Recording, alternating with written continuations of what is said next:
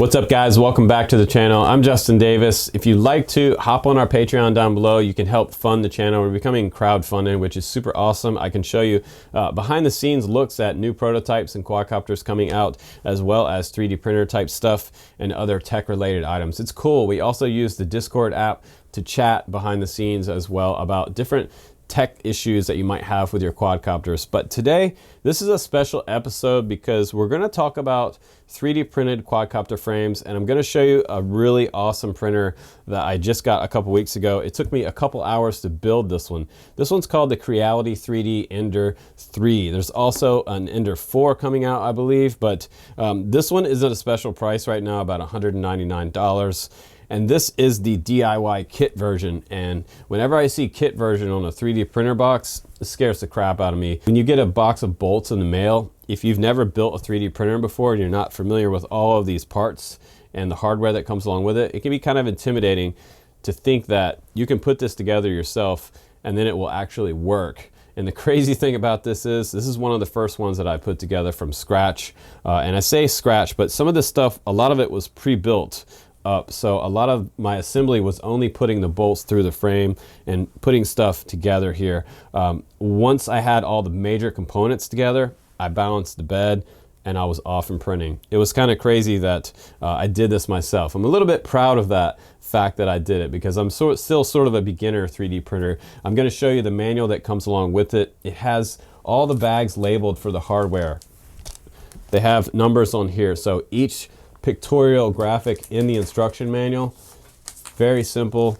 You just go along, you follow this step by step in here. It's front and back, and it looks a little intimidating, but I got this together in about 2 hours time. I had a couple of cups of coffee, and by the afternoon I was ready to start printing quad frames, which is super cool. So I went on thingiverse.com. That's the website that everybody goes to download the STL files that you're going to bring into your slicer. A slicer is a program that you can put on your Mac or PC that's going to take that file and it's going to reduce it down to what we call a G-code file. Once you have that G-code file saved off to your micro SD card, you pop it in the printer and you're off and printing. Now, once you have it balanced, you can set up the heat settings inside the slicer software for the hot end, which is the end down here where the nozzle, where the filament comes out.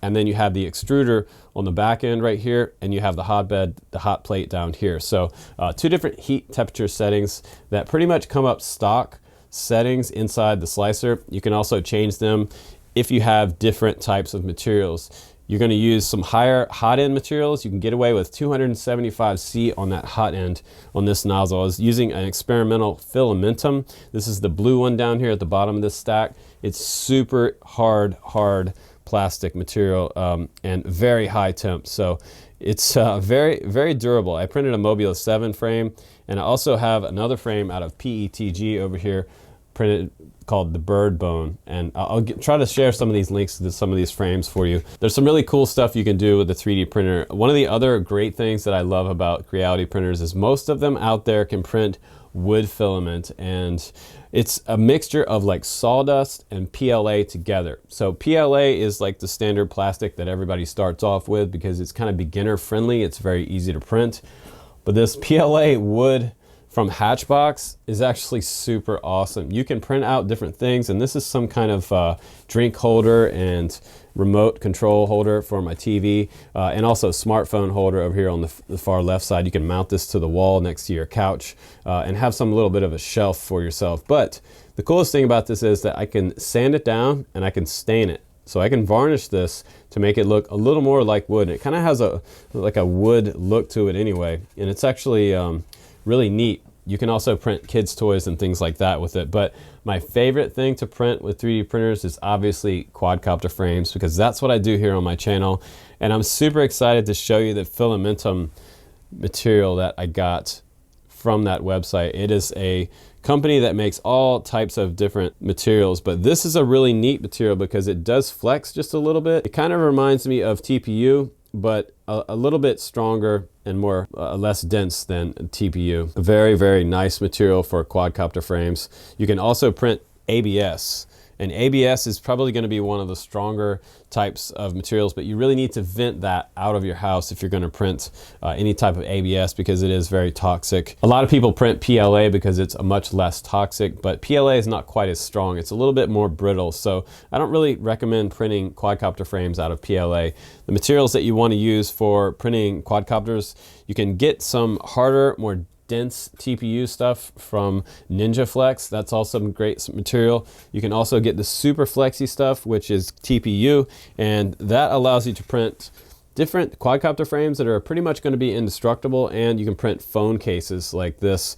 Just an example here of how bendy this material is, and it's actually quite stretchy and hard to rip apart. If you print a GoPro mount out of this stuff, it's going to be almost indestructible on your quadcopter frame. This stuff is not going to break. It's really awesome material. But let me show you a little bit about the printer, and we'll talk about some of the build characteristics of it, how hard it was to build and set up, and we'll talk about balancing it, and we'll also show you the hotbed on here. We'll talk about all the components that are involved in this 3D printer. I'll share with you my pros and cons about the Ender 3 and let you know what I think about it as far as the build quality and the reliability of this printer. So the chances are, if you're watching this video right now, you're probably kind of shopping around for a 3D printer that you can use to print quadcopter frames. I tend to like the CR10S. That is one of my favorites. It is a little bit larger print bed, but that's what you need to take in consideration when you're looking for a 3D printer. How big do you want to print? Some people think they need the biggest printer in the world, and it ends up taking up a lot of space. It's really heavy to move around, and the bigger the bed is, the longer it takes to heat up and start your print. So some of the larger ones that I've had, they're 500 millimeter ones, they take up to 20 minutes just to heat up the bed and get ready to print. So it can take you an upwards of 25 minutes just to get one print going. Most of the guys that are printing more industrial size pieces are using those. But what's cool about the Ender 3 is that it's 220 millimeters by 220 millimeters by 250 high. So 220 millimeters is big enough to print most 5-inch race quad frames, and you can print the 4-inch frames, the 3-inch frames, and the micro brushless as well. So, and you can print little tiny whoop frames out of different stuff like ABS that I have sitting over here. And we have this experimental Filamentum, sort of clear blue, plasticky, bendy type stuff. It's a little bit rigid, and it has a little bit of flex, so that's good for a whoop frame. You don't want something that's too rigid because it's going to snap and break on you. It has little feet here that go down through the slots. You can put a little bit of CA on the bottom of each of those feet, and you'll have a pretty indestructible little quad. My Mobula 7 from my original review didn't hold up so well. The original frame broke all to pieces, and now I have a brand new frame here that's probably going to be more indestructible than the original frame that came along with it. There is a new version 3 of the Mobula frame that just came out. I think it's around $5 or something like this, but this frame actually does look really cool, and all the parts fit perfectly on there. You can also get different bottom plates on here for adding a different type of battery if you want, but everything just transferred over from the Mobula over to this frame perfectly. All the screws sunk into the material just like it would on the traditional frame, and there's enough room down here to get my motors plugged in, and they're not sitting right on the frame, which is really nice. You can also put a little tiny zip tie around these wires at the outside edges of the arms, but it really does fly great, and I think it even flies better without prop guards on there. Now, my original print of the Mobula 7 frame is this one right here, and you'll notice that this one has some extra material on the bottom of it, and this is called a raft. I printed it first with the raft because sometimes some of your first prints will do a little bit better if you're kind of experimenting with your printer for the first time. Print the raft on there because the raft usually just pops off and it gives you kind of a more solid base to start with. But the problem with this is that maybe I had the temperature on the bed a little bit too high, and I had too much adhesion to the bottom of this frame. So some of this raft is not popping off this smaller frame for me. You see, it's kind of stuck right there. So the best way to print some of these quad frames is to print it without the raft. If you're brand new to 3D printing, that can be kind of daunting because if you don't get the first layer just right, then you're going to have problems with the reliability of the frame itself. So printing a raft sometimes on the thicker ones, something like the bird bone frame over here, you can print a raft on this one and it will just pop right off. This is actually out of PETG, and I printed this one on another printer that has on the channel for review, but I just have this one here for an example because this printer will print pretty much any filament under the sun. PETG, it'll print PLA, which is kind of standard, the wood that I talked about earlier, and this new Filamentum. I think this is more expensive, but this is some really cool stuff, and they have a lot of really neat colors that you can print with that type of filament. This is another example of a frame that I did, and I love this frame. Everything is enclosed. It has a micro Swift mount here. It has two little pieces that plug into the side right here and go through into the camera. That makes it tiltable in there, which is cool. And you could pretty much use the same like Baby Hawk R parts and components and transfer it onto this frame if you wanted to make sort of an indestructible type of Baby Hawk with maybe like a Runcam Split 2 on here, because it has two 20x20 mounting parts here. You can put the flight controller and your Split 2 here on top, or you could do it on the inside so they'd be hanging on the bottom. And there is a little bottom plate that screws onto this to make it kind of enclosed inside there. And that's just a really cool frame. I love this one. A guy on the channel actually posted a link, and if you're watching this video, this is your frame, buddy. So I love it, and I printed out one for myself out of this super cool Filamentum. Isn't that neat? It's almost like glowing, like it wants to glow in the dark. It's a super cool little frame, and I hope to build that one up. But today's video, we're going to do a little bit of flying with the Mobula 7, and I'll just show you what the Mobula 7 looks like. If you've never seen the Mobula 7, it's a really awesome little quad. There's also a new HD version of this coming out that will record 1080p at 60 frames per second, hopefully 60 frames per second. I believe it's going to be the Cadex Turtle that's going to be on there. So let's go ahead and do a little bit of flying, and then we'll come back in the studio and I'll show you some of the different filaments that we have that this Ender 3 will print.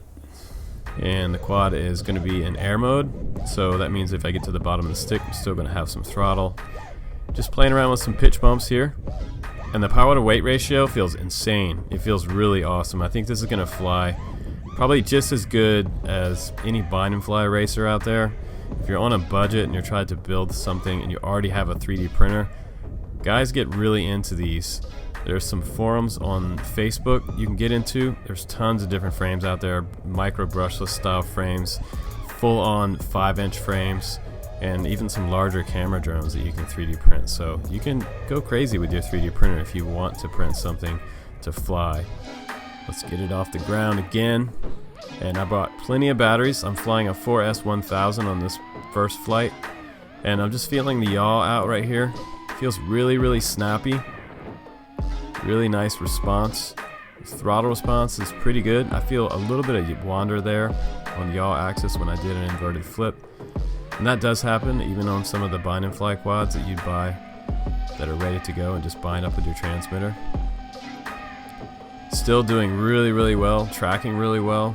My lines are nice and straight. Coming around through that long run there and doing a nice big loop. Sweet. And I really like the way this flies, so I did bang it up quite a bit out in the field. Honestly, I did chip the very end of one of the arms and the motor came loose, and that's because I needed to put some washers underneath my bolts. So if you don't put some washers up inside there, it might crack the motor bolt through the frame a little bit if you have a really hard crash. But I really threw this thing into the ground really hard. It bounced and cartwheeled across the grass. Okay, so now I'm going to show you another frame. This is a 75mm frame, and this is where I tell guys to start out. Start out with something small like the Mobula 7 conversion that I have here. This is going to be easier to print. It's only going to take you about 20 minutes to print this frame, and like the bird bone frame, this is much smaller, but this one's way easier to print. The bird bone frame is awesome, but it's going to take 5 to 6 hours to print, and you're also going to waste more filament if you get, say, 3 or 4 hours into it and your printer messes up and you have to start over. So you wasted a bunch of time and you wasted some of your filament. So start small, Print out some tiny whoop style frames, experiment with those because they only take 20 minutes to print, and then you can move up to the bigger frames later. Once you have your printer dialed in, you know you're getting a good solid print out of your printer, and you know you can rely on your printer. That's going to be the biggest entry into printing a 3D printed FPV race quad, and that's going to be the funnest for you as well in the very beginning until you get some experience under your belt. But now that you know how they both fly, let's head back into the shop. Let me show you a little more specifics about this Ender 3 and show you some alternate materials as well. Here we go. All right guys, welcome back into the shop, and hopefully you enjoyed that flying. Check this out. This is the TPU that I printed. On the right, this one is about 6 months old or older. It really takes a lot of wear. Look how dirty that is. You wouldn't realize it until you print a new version of this, how dirty the original one actually is. This one just needs to be tossed in the trash. Look at that. That is disgusting.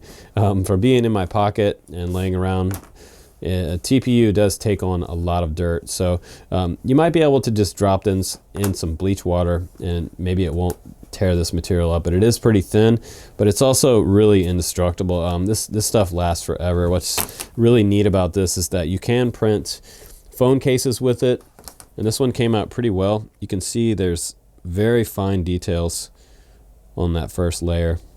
I'd probably add a couple more layers right here just to make it more solid on my next print, but your first prints are going to be experimental as always, and getting this one on the bed printed the right way. You can print this without a raft, and you can also print it without supports.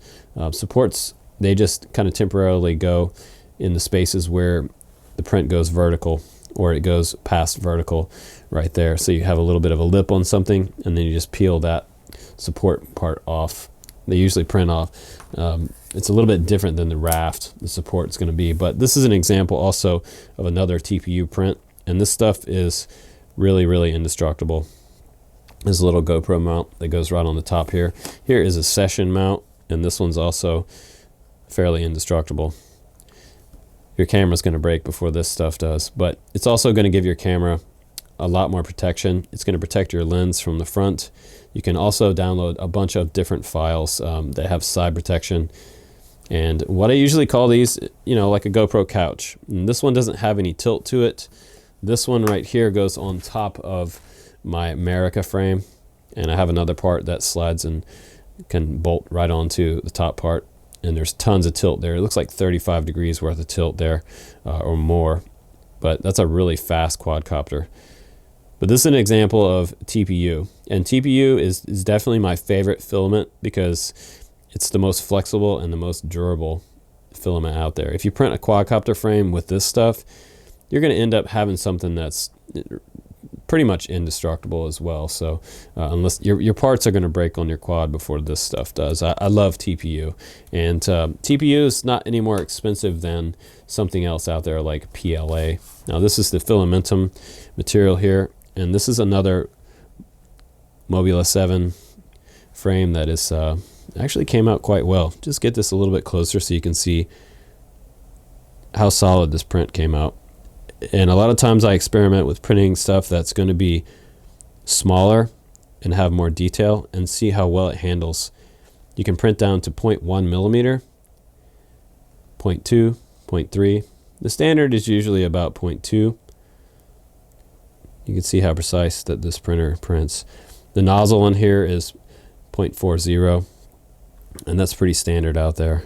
You can get larger nozzles as well. Larger nozzles are usually for more industrial, larger prints because you don't want to be spitting out 0.4 millimeter of a filament. It's going to take 9 days to print something super large. And I've done larger prints that take, you know, an upwards of 300 hours. But the cool thing about these little quadcopter frames is they only take about 20 minutes to print that. So you can print 3 or 4 of these in an afternoon. The printer comes with an 8 GB SD card, and that goes right into the front slot of your 3D printer. Once you turn it on, you can go to print from SD card. You can select the file, and one of the first prints that I did was the dog STL file that was on there. It's already sliced, and I believe it's set up as a G-code file. So you can just go right into printing your first print. The problem with this was that you could see my print kind of ended here, and I came back the printer had ran out of filament, and the printer filament that they gave as a test sample in the box, it just wasn't enough filament to do the sample file on the SD card. So I was kind of disappointed about that, but what I was happy about was the fact that this came out almost perfect. If you look at the side of the dog here, if I can just get it to focus here, look how smooth that is. That is a really nice print. And I printed it with no raft on the bottom. That's just flat on the printer bed. You can see the sort of texture of the printer bed there. It's a little M on the bottom. And look at that. That's a really good print. There's not a lot of little flakes here on the outside of it. There's not a lot of ridge around the bottom of the dog. The feet look pretty good. So it was starting off as a really nice print. And I think if I would have had enough filaments there for the test file, I would have had a really nice little dog sample here. But yeah, so what you see is what you get there. And let's move on to the next print. So for my next print, I wanted to print another iPhone case, and I chose a different design. This one didn't quite come out as good as the other one. I did not use any type of raft on the bottom of it, but the Apple logo really didn't come out that good at all. And the problem with this design is that it ended up cracking right on the edge here.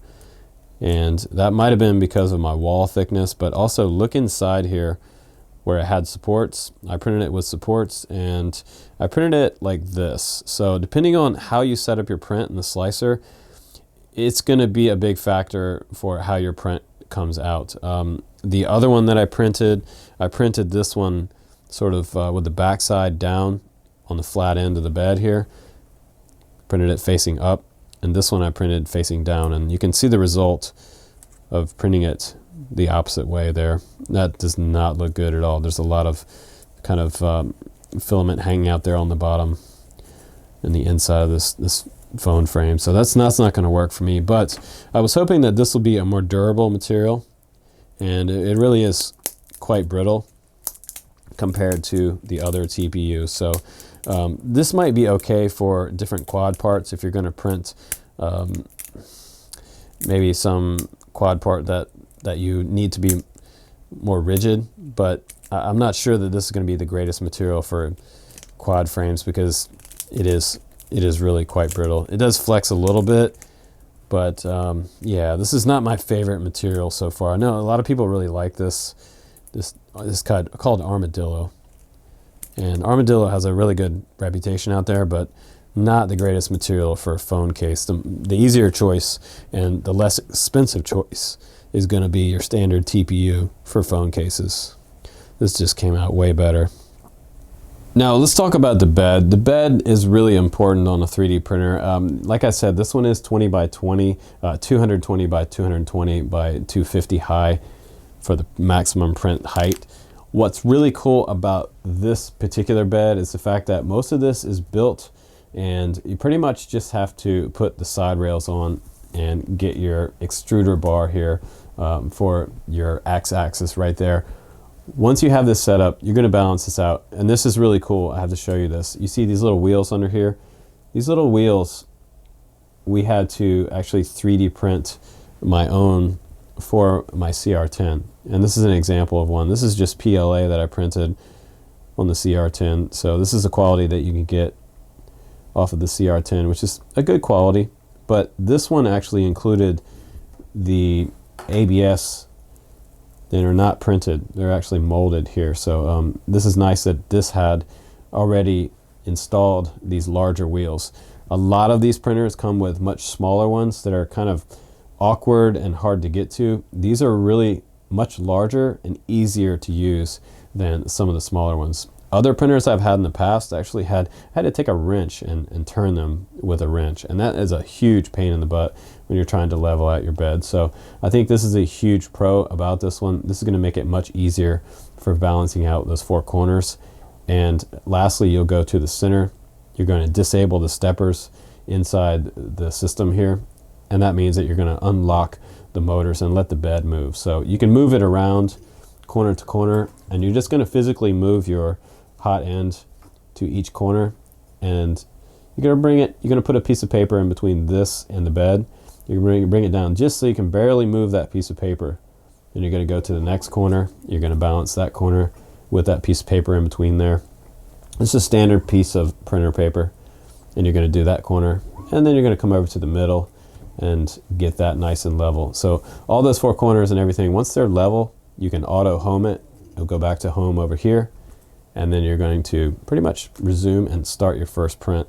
A fairly easy process, but it's gonna take you some time to get your leveling down. If you have a friend that already prints and has a 3D printer, have that guy come over or girl and help you out with the print bed leveling process, and you're gonna be printing, often printing prints. And I usually don't have to re-level the bed, but about every 100 hours worth of printing, it will start to go off level, off axis for you, and you just have to adjust it. Some people get so good at balancing the bed, they can do it while they're printing, and that will come to you in time. Now over here we have a vertical mounted power supply. This is kind of different than some of the other 3D printers. The CR10 has it off to the side, but what I like about the Ender 3 is the fact that everything is all in one piece right here. So you can lift the whole thing up, power supply and everything, and move it around your shop if you need to move it. It's also pretty light. It weighs somewhere under 20 pounds, probably about 13 pounds or so is the total weight of this printer. It also has this front end, and you have your Arduino board just behind here. Normally this is all kind of in one piece, and like I said, off to the side. Usually the power supply and the control board is in one little box off to the side, which I think this is kind of a neat design. You just flip this button right here, the side of the power supply, and your power will load up and your interface screen will come up just like that. So this is pretty much the standard startup screen, what you're going to see on most of the Creality 3D printers. You have your hot end temperature right here, your hot bed temperature here. On the right hand side you have your percentage of fan speed, all of your axes X, Y, and Z right there, where we're at in the axis. During the print you'll see these numbers change. You also have a print speed right here that you can change with this dial. Once you start the print, if you want it to print say 150% speed, you can speed the whole thing up. If you want it to print a better resolution and finer, you can leave it at 100%. You can even slow it down to 80%, 60%, and so on. The slower the print goes, something like TPU, for example, prints better and nicer if you go a little bit slower than 100%. But it says ready here, so I can just click down on that button right there. It's a button and a dial. I go back to my info screen there like that, or I can go into preparing. If I want to preheat the nozzle and the print bed, I can go down here. I've got presets for PLA and ABS. I can also auto home, which is going to bring the hot end back to the starting point. This disable steppers, which I showed you before, if you press that, it will allow you to move the bed around so I can balance it. Or if I just need to move it to get my print off, I can bring it back out to the front, because the bed goes back when the print is done, which I kind of think is a con. We can also print and preheat ABS. Now, if you want to print from your SD card, once you have your SD card in, right now we don't have any in, but I'll just go ahead and put that in for you, and I'll show you how that loads up. Right now it says no card, you see. You can initialize an SD card. Now let's go ahead, click on no card, go down one screen there. If it doesn't do anything, we're going to initialize it. So it's not going to erase it, it's just going to load it up. Now it says print from SD, so you can go up there, print from SD, and now I have all my different files on there for my iPhone, my Mobile 7 frames. You can just scroll up and down, choose which one you want, and if you click on that, it's going to start that process. So once both of these reach the desired temperature that you have set in your slicer, the hot end is going to start going across the bed, and it'll start your initial print. We're going to go ahead and stop that. If you want to pause the print, you can also do that, or stop it. You can also change the nozzle temperature in here, the fan, the bed, and the overall speed right there. So a lot of control you have with these printers. The temperature, motion, you can move the hot end up, you can change the jerk. We have load here, storage memory. Not a super complicated interface. So we're going to stop that print. And we're gonna go back to the info screen there. That's pretty much it for the interface. It's really simple to use. So also, I wanted you guys to see this wood filament a little bit closer up. This stuff is really cool. It is sawdust and PLA together, and the brand that I think works the best for me is Hatchbox. I'll try to put a link down below for Hatchbox, but if you go on Amazon.com and you search Hatchbox wood, you will find this filament. Make sure that you buy the 1.75 millimeter, and this is going to fit that 0.40 millimeter nozzle. And this is an example of the wood filament right here. A little bit closer up, you can see where I had it laying on the bed there. It popped it off, and I did do a raft on this one. And I printed the walls pretty thin, so if you print a little bit thinner, you'll save a lot of filament on these larger prints. But how cool is that? I can sand this off and I can stain it. There's my little drink holder, my remote control, and my phone holder there with a slot for the cable to go up through, so I can charge while it's sitting in that. And this is an example of the ABS. This is the ABS filament that you can print. It's sort of a neon yellow, which is kind of cool. This is the PETG. No real difference in the visual aspect of these filaments, except for the wood. You can really tell the wood is wood. And this is the Ninja Tech Armadillo TPU. This is that more rigid TPU. And this stuff is a huge crowd favorite with a lot of people, but it's more expensive. I think this is around $50 a roll. And the Filamentum, which is some of my favorite new filament. These guys have some really awesome stuff on their website. If you just Google Filamentum, you'll find it. This is the CPE HG100. How cool is this stuff? This is my favorite new filament. But you also have to print the hot end at 275C. And I was a little bit afraid that this printer wouldn't be able to go that high, because some of the other printers out there on the market won't accept that high temperature. But the Ender 3 does, which I think is great. So you can print just about any filament under the sun, like I said, with the Ender 3. And that is a huge advantage. So that's about the end of my Ender 3 review, guys. I had a good time with it, and it actually did surprise me. When I first pulled this out of the box, I thought, oh my God, I have to build this myself. This is gonna be a disaster. These guys are never gonna see any prints. But I had it built in a couple hours, a couple cups of coffee, and I had this thing off and printing. And it was just one of those printers that kept printing and printing and printing and printing and would not give up on me or have any mechanical issues. And that was my biggest fear, was that I was gonna build something wrong and then stuff would be off balance, or something would be crooked, or I just did something wrong with the install, or maybe the firmware wouldn't load up correctly.